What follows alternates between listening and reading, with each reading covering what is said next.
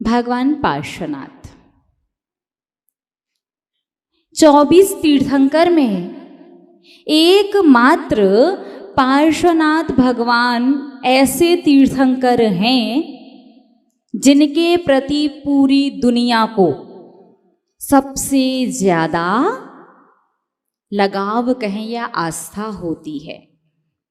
सबसे ज्यादा भगवान पार्श्वनाथ के प्रति उनके जीवन के बारे में सभी लोग जानते हैं कि 10 भव तक भगवान पार्श्वनाथ को कष्ट सहन करना पड़ा, लेकिन पता नहीं ऐसा क्यों है कि संसारी प्राणी कहता है उनकी गलती नहीं थी फिर भी सहन किया।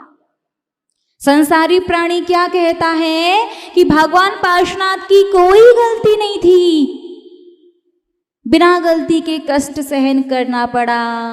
रे भोले प्राणी, कर्म कभी भी किसी को भी बिना गलती के सजा नहीं देते। कोई ना कोई कहीं ना कहीं गलती तो हुई होगी। तो क्या आप जानते हैं कि भगवान पार्श्वनाथ के जीव ने मरुभूति की पर्याय में ऐसी कौन सी गलती की थी जिसकी वजह से 9 भव तक उनने कुछ नहीं किया फिर भी कष्ट सहन करा। एक भव में की थी गलती जब वो मरुभूति थे। 9 भव उनने कुछ भी नहीं किया, बिल्कुल शांत सौम्य परिणाम से उन्होंने अपने ऊपर आने वाले हर एक कष्ट और उपसर्ग को सहन किया। लेकिन 9 भव तक उपसर्ग और कष्ट आया क्यों? कितने लोग जानते हैं? मनाते तो प्रतिवर्ष है मोक्ष सप्तमी। महावीर जयंती के बाद यदि कोई किन्हीं तीर्थंकर का कल्याणक बहुत बड़े स्तर पर मनाया जाता है तो भगवान पार्श्वनाथ का मोक्ष कल्याणक है।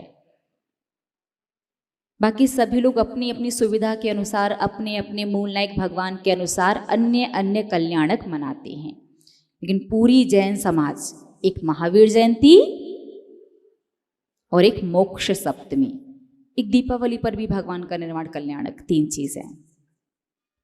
क्या आप जानते हैं मरुभूति की पर्याय में उन्होंने कौन सी गलती की? यदि जानते हैं तो बता दीजिए और नहीं जानते हैं तो ध्यान से सुनिएगा। बहुत आवश्यक है आपका ये जानना कि ऐसी कौन सी गलती की कि उस छोटी सी गलती की वजह से 10 भव तक कष्ट सहन करना पड़ा, और जब तक कमठ ने क्षमा याचना नहीं कर ली तब तक भगवान पार्श्वनाथ को केवल ज्ञान भी प्रकट नहीं हुआ।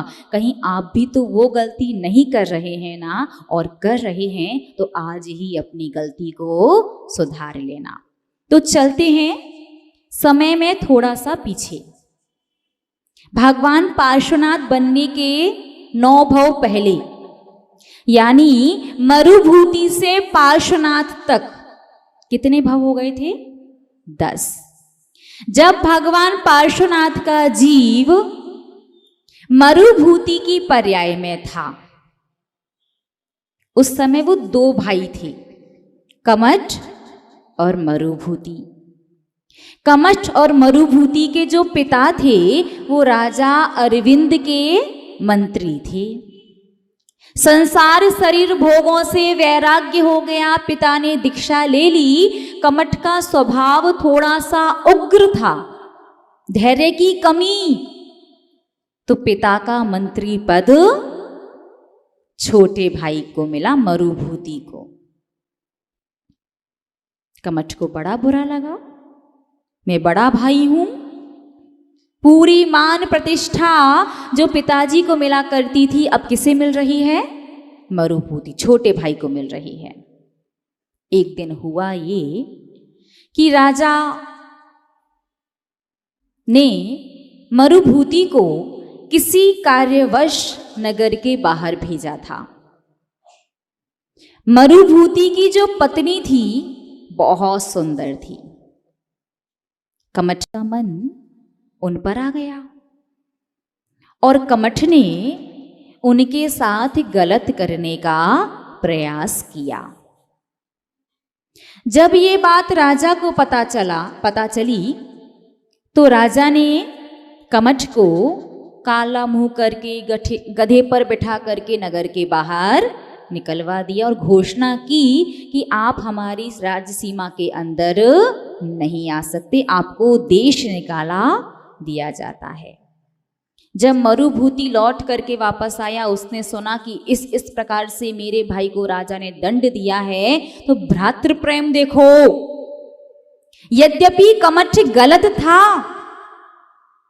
फिर भी मरुभूति सोचता है नहीं कोई बात नहीं, गलती ही तो हुई है और अपना व्यक्ति गलती कर रहा है तो समझा करके जैसे भी करके उसे क्षमा कर देना चाहिए। उन्होंने पूछा कि भैया कहाँ गया कमठ, बड़ा भाई कहाँ है? पूछते पूछते पहुंचे जंगल में, एक आश्रम बना करके कमठ रहने लगा। हाथों में एक पत्थर की शिला पकड़ ली कि मैं तो तपस्या कर रहा हूं, साधना। मरुभूति पहुंचे कमठ के पास, बहुत क्षमा याचना की, भाई चलो भाई चलो। कमठ को लगा कि ये मेरा मजाक बनाने के लिए आया है। वो पत्थर की शिला जो हाथों में पकड़ रखी थी उनके सिर पर छोड़ दी और मरुभूति की मृत्यु हो गई। अब इस पूरे घटना चक्र में गलती क्या थी मरुभूति की? मरुभूति की गलती थी उनके द्वारा कहे गए शब्द। मरुभूति ने कहा भाई घर चलो, तुम्हारे बिना कुछ भी अच्छा नहीं लगता। क्या कहा? तुम्हारे बिना कुछ भी अच्छा नहीं लगता। इसमें कौन सी बड़ी बात हो गई? आप तो हर किसी को बोल देते, रास्ता चलते से बोल देते। अरे बहुत बड़ी बात है।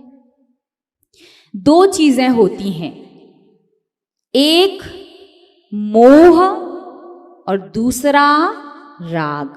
थोड़ा सा ध्यान से समझना, ध्यान से सुनना, बहुत बड़ा सिद्धांत बताने वाले हैं, वो भी सरल शब्दों में। दो चीजें होती हैं, एक होता है मोह और एक होता है राग। जिस व्यक्ति से आपको मोह होगा, उस व्यक्ति से जब भी बुराई होगी तो बैर बंधेगा, और जिस व्यक्ति से राग होगा उस व्यक्ति से जब भी बुराई होगी तो शत्रुता बंधेगी। बात समझ में आई? मोह वाले से बुराई हुई तो बैर और राग वाले से बुराई हुई तो शत्रुता। बैर भव भव तक चलता है। दो व्यक्ति हैं, दो में से एक व्यक्ति ने यदि मोह किया है और दूसरे को कोई बात बुरी लग गई पहले वाले की, उसने बुराई बांध ली, तो बुराई की कैटेगरी कौन सी बनेगी? बैर वाली। बैर भव भव तक चलता है और राग वाले से यदि बुराई होगी तो शत्रुता, दुश्मनी बंधेगी, और दुश्मनी शत्रुता एक ही भव तक चलती है। थोड़ा सा और इजी करते हैं। बैर की, मोह की परिभाषा, मोह तेरे बिना कुछ भी अच्छा नहीं लगता, और राग की परिभाषा तू मुझे अच्छा लगता है। रिपीट, मोह तेरे बिना कुछ भी अच्छा नहीं लगता और राग तू मुझे अच्छा लगता है। दोनों में अंतर क्या है? मोह में सिर्फ एक ही व्यक्ति आएगा। जैसे कभी कभी श्रीमान जी कह देते ना, तुम मायके नहीं जाया करो, तुम्हारे बिना कुछ भी अच्छा नहीं लगता। मोह में एक ही व्यक्ति, एक ही वस्तु आती है, और राग में अनेक धर्म हमें अच्छा लगता है, गुरु हमें अच्छे लगते हैं, जिनवाणी सुनना हमें अच्छा लगता है, हमें हमारे परिवारीजन अच्छे लगते हैं जो हमें धर्म करने की अनुकूलता बनाते हैं, हमें हमारे पड़ोसी अच्छे लगते हैं जो हमारे साथ यात्रा करने जाते हैं, हमें हमारे मित्रगण अच्छे लगते हैं जो हमें अपने साथ लेकर के साधुओं के पास जाते हैं। मोह में एक व्यक्ति आता है, तेरे बिना या तेरे सिवा कुछ भी अच्छा नहीं लगता, और राग में अनेक व्यक्ति आ जाते हैं। ध्यान रखना अब आप लोग भी, यदि किसी से जाने अनजाने में कभी भी भावनाओं में आके बोल दिया हो तो क्या करना है? भगवान पार्श्वनाथ के जीव ने मरुभूति की पर्याय में बस यही गलती की थी। देखिए, आप अपने अंतरंग के परिणामों को नहीं पकड़ सकते कि आपको सामने वाले के प्रति मोह है या राग, लेकिन आपके शब्द जो होंगे, आपके वचन जो होंगे, कर्म उसी प्रकार का आकर के बंध जाता है। मरुभूति के सिर्फ वचन थे कि भाई घर चलो, तुम्हारे बिना कुछ भी अच्छा नहीं लगता। अब कमठ के जीव ने बुराई मान ली मरुभूति से, तो बुराई की कैटेगरी बन गई बैर वाली। वो बैर फिर भव भव तक चलते चलते 10 भव हो गए। और देखिए, बैर में एक चीज और होती है कि जब तक दो में से जिसने बैर बांधा है वो जीव या तो क्षमा मांग ले या क्षमा कर दे। यदि वो ना तो क्षमा मांगे ना क्षमा करे तो सामने वाला मोक्ष भी नहीं जा सकता। आपके कर्म की किसने कहा आपको मोह करने के लिए? बड़े होशियार बन रहे थे, क्या आवश्यकता थी? भगवान पार्श्वनाथ के जीव की इतनी सी गलती, पहले मोहात्मक शब्द बोल दिए बस, जिसकी वजह से 7 दिन तक उपसर्ग होता रहा, केवल ज्ञान प्रकट नहीं हुआ। जब कमठ के जीव ने क्षमा याचना की, यहाँ हाथ जोड़े और वहां ही दूसरी सेकंड भगवान पार्श्वनाथ को केवल ज्ञान प्रकट हो गया। इतनी सरल सी बात है। मोह और राग, मोह वाले से बुराई होगी तो बैर, और राग वाले से बुराई होगी तो शत्रुता। बैर भव भव तक चलेगा और शत्रुता एक भाव में। इस भाव के बाद आप और वो चले गए तो शत्रुता समाप्त हो जाएगी। धर्मी स्नेही महानुभाव, हम बस आपसे इतना सा कहना चाहेंगे, यदि आपने कभी जाने अनजाने में पता नहीं कैसे अज्ञानता से या किसी भी प्रकार से कभी भी अपने माता पिता से, अपने निकटवर्ती से, अपने रिश्तेदारों से कभी कह दिया हो, बोल देते ना, तो फिर क्या करना है? आज ही घर जा कर के, नहीं फिर आज बोलो थोड़ा अजीब लगेगा, अचानक पहुंच जाओ और जा कर के कहो कि तुम हमें अच्छे लगते हो। तुम की जगह आप भी बोल सकते कि आप हमें अच्छे लगते हो।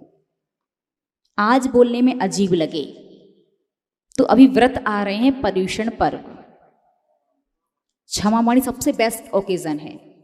उत्तम क्षमा भाई, आप हमें अच्छे लगते हो, सबसे निपटा लो। देखो, जीवन का भरोसा नहीं, जीवन का कुछ पता नहीं, कब कब किस बात का किसको बुरा लग जाए। फालतू में कभी किसी से मजाक में या फिर ऐसे ही बोल दिया हो लोग व्यवहारिकता के नाते और बुरा लग जाए उसको, तो बैर और बांध लेगा। अब जब तक वो क्षमा ना कर दे, जब तक वो क्षमा ना मांग ले, तब तक फिर आप मोक्ष नहीं जा पाओगे। बात समझ में आ गई ना? इतनी इजी सी परिभाषा है मोह और राग की। तो बिल्कुल जो आज ही मांग सकते हो वो आज ही जाकर के बोल दीजिएगा, आप हमें अच्छे लगते हो भैया। कोई पूछे क्यों कह रहे हो तो कह देना ऐसे कह रहे।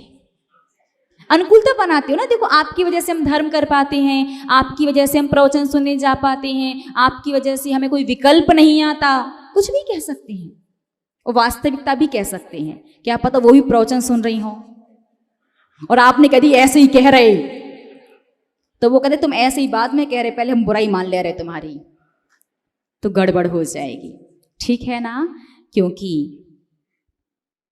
आचार्य भगवंत शास्त्रों में लिखते हैं कि छद्मस्त जीव कभी भी अपने परिणामों की परिणति को नहीं समझ सकता। मन में जो विचार और जो विकल्प चल रहे होते हैं ना, जो बहुत स्थूल रूप से, मोटे रूप से जो विचार चल रहे होते हैं वो तो पकड़ में आ जाते हैं, लेकिन जो विचार सूक्ष्म रूप से चल रहे होते हैं वो पकड़ में नहीं आते। और श्रावक कुछ का कुछ समझ करके कुछ का कुछ कर लेता है तो सारा मामला गड़बड़ हो जाता है। तो आज के बाद जीवन में कभी नहीं कहिएगा कि पार्श्वनाथ के जीवन ने कोई गलती नहीं की, बिना गलती के उन्हें कष्ट सहन करना पड़ा। गलती की थी 10वें भाव पहले, पार्श्वनाथ से 9 भाव पहले 10वें भाव में जब वो मरुभूति थे तब गलती कर दी थी, शब्दों पर ध्यान नहीं दिया था, जिसकी वजह से 9 भाव तक उन्होंने वास्तविकता में कोई गलती नहीं की। 9 भाव उन्होंने कुछ किया ही नहीं,